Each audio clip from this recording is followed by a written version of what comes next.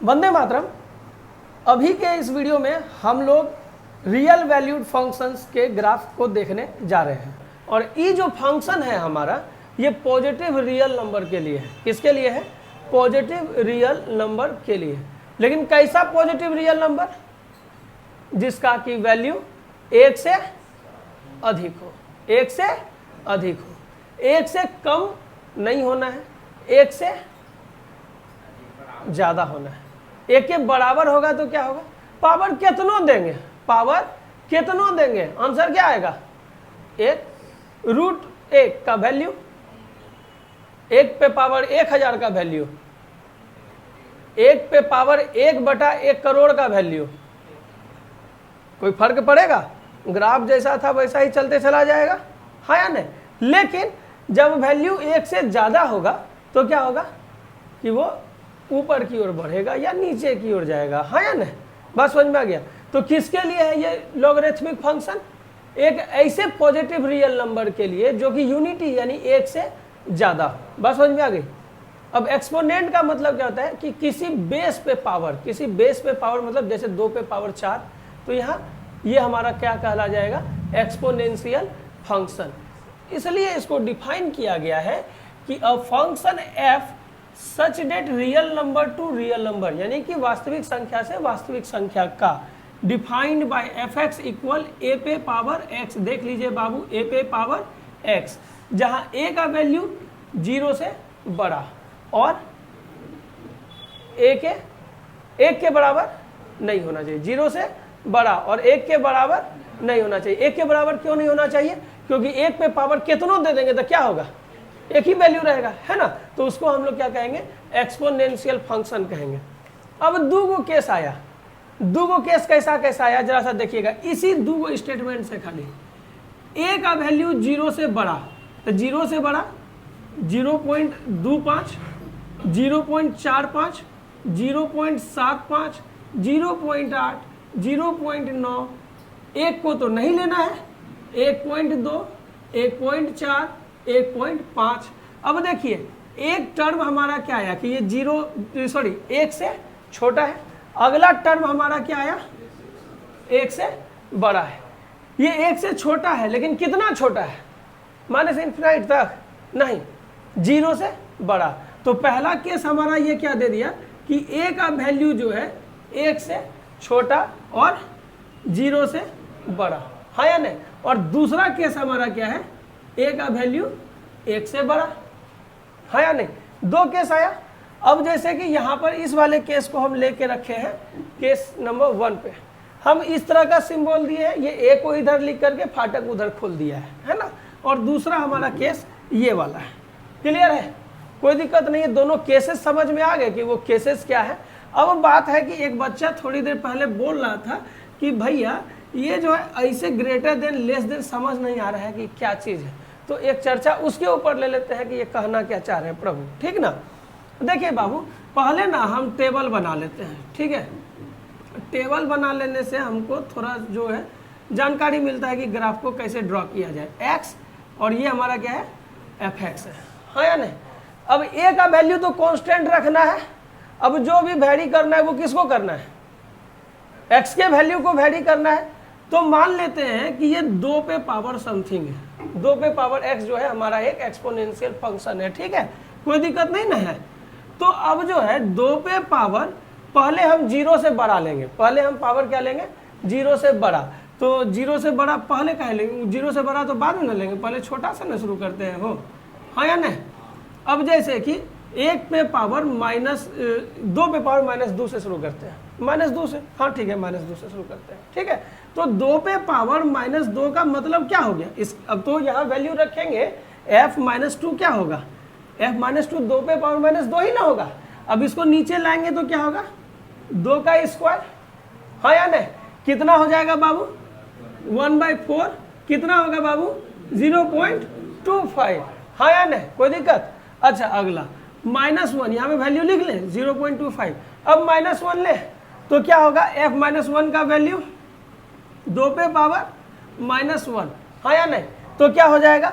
1/2 यानी कि 0.5। अब जो है वैल्यू कितना ले लें? 0।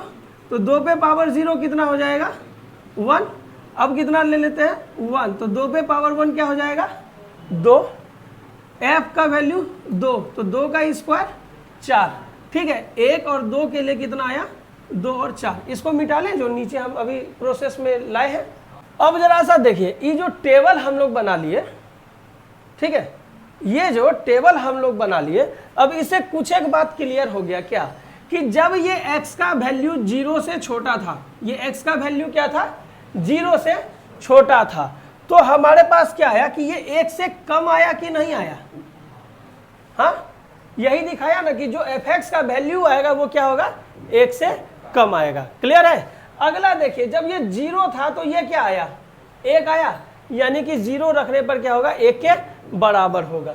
अगला क्या है कि जब 1 से बड़ा वैल्यू लेंगे तो 1 से बड़ा वैल्यू पर यह देखिए 2 4, ये 1 से बड़ी संख्या है या छोटी है, बड़ी संख्या है, तो ये क्या हो गया 1 से बड़ा हो गया।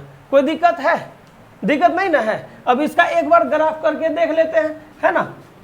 तो चलिए यहाँ पे स्टार्ट करते हैं, जगह थोड़ा कम है, y डैश और ये हमारा क्या हो गया x डैश। ओके, अब हमको थोड़ा थोड़ा ज्ञान दीजिए।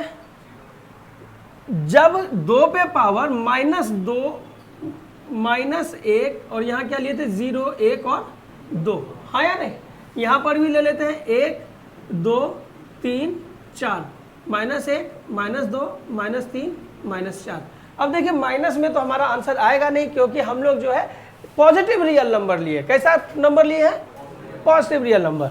अब देखिए बाबू, जब -2 था तो कितना आया -0.25, यानी कि 1 के आधा का भी आधा, हाँ या नहीं।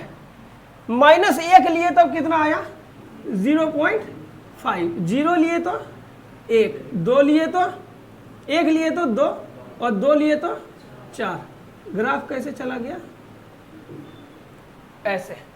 इसी तरह से 3 का लेंगे तो वो भी एक अलग कर्व दिखाएगा, 4 का भी एक अलग कर्व दिखाएगा, है कि नहीं। कोई दिक्कत नहीं ना है इतना दूर में, कि दिक्कत है, दिक्कत नहीं ना है। चलिए अब जो है अगला के लिए चलते हैं, अगला केस के लिए। तो हम एक संख्या ले रहे हैं आपके सामने 0.25। हमको नहीं पता है कि ये 0 से बड़ा है कि कम है। अब आप लोग बताइए 0 से बड़ा है कि कम है, 0 से बड़ा है। 1 से कम है कि 1 से ज्यादा, 1 से कम। तो जो कंडीशन था वो फुलफिल कर रहे हैं क्या हम, हाँ या नहीं। अब 3 गो केस और है इसमें, क्या कि x का वैल्यू 0 से छोटा, 0 के बराबर, और क्या कर रहा है एक बार 0 के बड़ा, हाँ या नहीं। तो मतलब कि हम फिर से वही वाला टेबल बना लें। ये हो गया x, ये हो गया y, -2 -1 0 1 और 2। कोई दिक्कत है, रेस्ट को हटा दीजिए।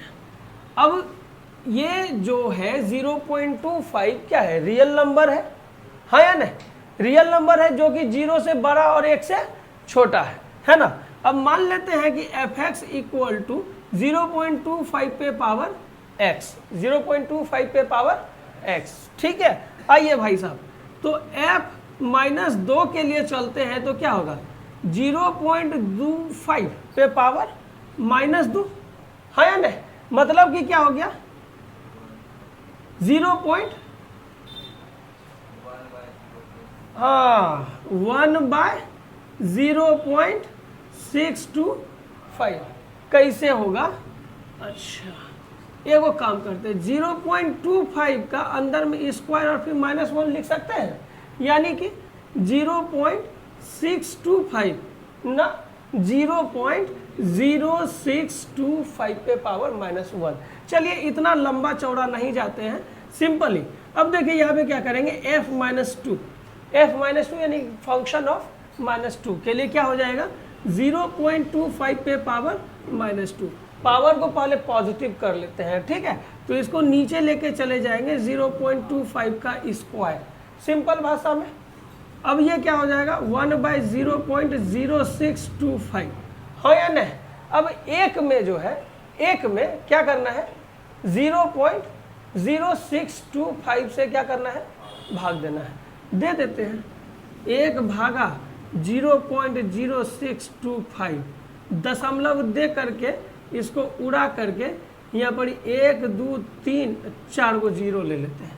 ये लेकिन गलत प्रोसेस है, दशमलव यहाँ ना लेंगे, है कि नहीं? तो इस दशमलव को उड़ा दिया। क्लियर? अब क्या हो गया? अब कितना बार में लगेगा? पहले एक के बार में लगा ले। 625 लगेगा क्या? कि कुछ गड़बड़ भी कर रहे हैं? गड़बड़ी में बताइएगा कितना होगा? 375 होगा क्या? ऐसा लग रहा है। अच्छा ठीक है, अब इसको 6 बार में लगा सकते हैं। 6 के 36 शायद, है ना? तो 6 बार में लगा के देखिएगा।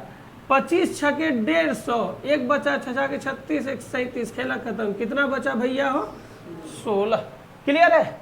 अच्छा, अब इसके बाद f-1 का मतलब 0.25 पे पावर -1 यानी कि 1/0.25 यानी कि 25 चौके 100, डायरेक्ट 4 हो गया क्या? चलिए ठीक है। अब जो है f0 कितना होगा? 0.25 पे पावर, किसी पे भी पावर 0 का मतलब 1, तो ये कितना हो गया? 1। ठीक है, अब 0.25 पे पावर 1 तो कितना हो जाएगा? 0.25 ही रह जाएगा कि कुछ और होगा? 0.25। अब जो है 2 रहेगा तब 0.25 का स्क्वायर यानी कि 0.0625। हाँ या नहीं? कोई दिक्कत तो है? यहाँ पर ही लिख ले 0.0625। क्लियर है? अब जरा सा मेरे बात पर गौर कीजिए। x का वैल्यू 0 से कम, x का वैल्यू 0 से कम, x का वैल्यू 0 से कम। ठीक है, यहाँ पे फाइनल वैल्यू 1 से ज़्यादा बता रहा है। वहाँ 1 से ज़्यादा आया क्या? आया ना? अगला x का वैल्यू 0 तो 1, देखिए 1 आया। x का वैल्यू 0 से ज़्यादा, x का वैल्यू 0 से ज़्यादा, 1 से कम आया। 0.25 1 से कम नहीं होगा, 0.0625 1 से कम नहीं होगा। टेबल क्लियर है? वैल्यू समझ के कैसे वैरी करेगा। अब ग्राफ एक बार खींच ले। अब ग्राफ खींचने के लिए क्या करेंगे? सबसे पहले एक्सिस बना ले, x y x dash y dash, origin 0 0, है या नहीं? अब एक वो बात बताइए, यहाँ 1 2 3 4 ये तो पते है कि रखाएगा। 1 2 3 4 -1 -2 -3 -4, यहाँ पर ही -1 -2 -3 -4। इधर तो हमको 16 17 में जाना पड़ेगा, क्योंकि एक आध को वैल्यू 16 17 न है, हाँ या नहीं? अच्छा चलिए, 16 17 के लिए अभी बाद में जाते हैं। पहले क्या कर रहा है? -2 पे कितना कह रहा है भैया? 16। तो यहाँ कहीं ब्रह्मांड में होगा भटक रहा, हाँ या नहीं? ठीक है, अब -1 के लिए 4, 0 के लिए 1 के लिए 0.25, और इसके लिए तो एकदम से नेग्लिजिबल। ग्राफ कैसा हो जाएगा भैया? हाँ या नहीं? ठीक है कि कोई दिक्कत है? ग्राफ समझ में आ गया एक्सपोनेंशियल फंक्शन के दोनों केसेस का? हाँ, अगला पर चले।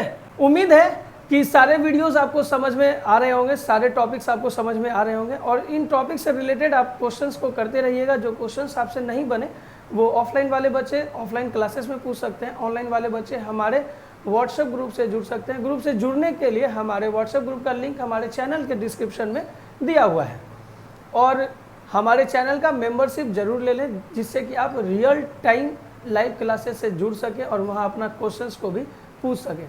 रियल टाइम लाइव क्लासेस से जुड़ने के लिए आपको मात्र 199 रुपये का मेंबरशिप लेना है, और आपको फिर उसमें भी ऑफलाइन जैसा मज़ा ही आएगा। मिलते हैं अगले क्लासेस में, तब तक के लिए वंदे मातरम।